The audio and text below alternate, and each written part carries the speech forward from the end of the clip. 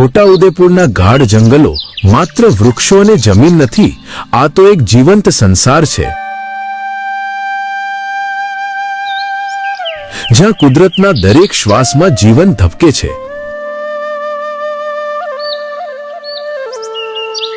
છોટાઉદેપુરના જંગલોમાં રહેનાર વન્યજીવ જેમ કે દીપડા, જે ખેડૂતોના પાકને નુકસાન પહોંચાડતા નીલગાય અને જંગલી ભૂંડ જેવા પ્રાણીઓની સંખ્યાને નિયંત્રણ રાખવામાં મહત્વની ભૂમિકા ભજવે છે.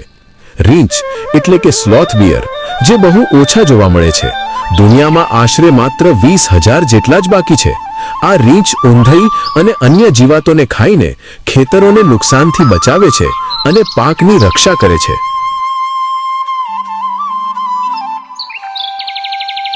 ખૂબ જ દુર્લભ પ્રજાતિઓ જેમ કે પેંગોલિન, કીડીખાઉ, શાહુડી, ઘોરખોડિયું આપણા છોટાઉદેપુરના જંગલોમાં જોવા મળે છે, જે કુદરતના સંતુલનને જાળવી રાખવામાં મહત્વની ભૂમિકા ભજવે છે. અને હવે ભારતની શાન બંગાળનો વાઘ આપણા છોટાઉદેપુરના જંગલની શોભા વધારવા આવી પહોંચ્યો છે. આ બધા જ પ્રાણીઓ ખેતીના સાચા રક્ષક છે. તે ખેતરોમાં થતા કીટ, જીવજંતુઓ નિયંત્રિત કરે છે અને બીજોના પ્રસારમાં પણ મહત્વની ભૂમિકા ભજવે છે. જંગલ અને વન્યજીવ મળીને વરસાદના સંતુલનને જાળવી રાખે છે અને જળવાયુ પરિવર્તનની અસરને ઘટાડવામાં પણ મદદરૂપ બને છે.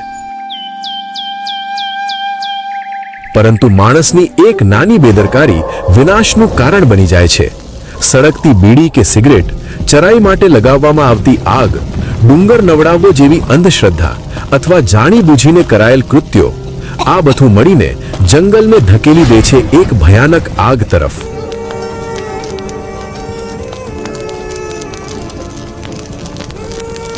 જ્યારે આગ ભભૂકી ઉઠે છે ત્યારે જંગલના રક્ષકો આગળ આવે છે. વન વિભાગના કર્મચારીઓ ઘણીવાર પૂરતી સુરક્ષા વગર કલાકો સુધી આગ સામે લડતા રહે છે.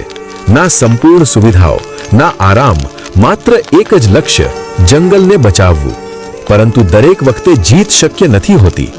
આગમાં બળી જાય છે અનેક નિર્દોષ જીવો, પેંગોલિન, રીંછના બચ્ચા અને પક્ષીઓના ગૂંથેલા માળા સહિત અસંખ્ય જીવો. માટી પોતાની ઉર્વરતા ગુમાવી દે છે અને જંગલ એક શમશાન બની જાય છે.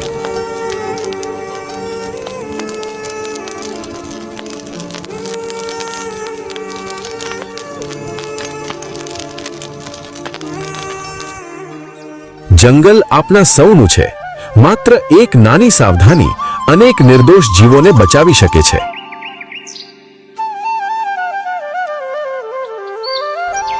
જંગલની આગ અટકાવો, વન્યજીવ બચાવો અને વૃક્ષો બચાવો.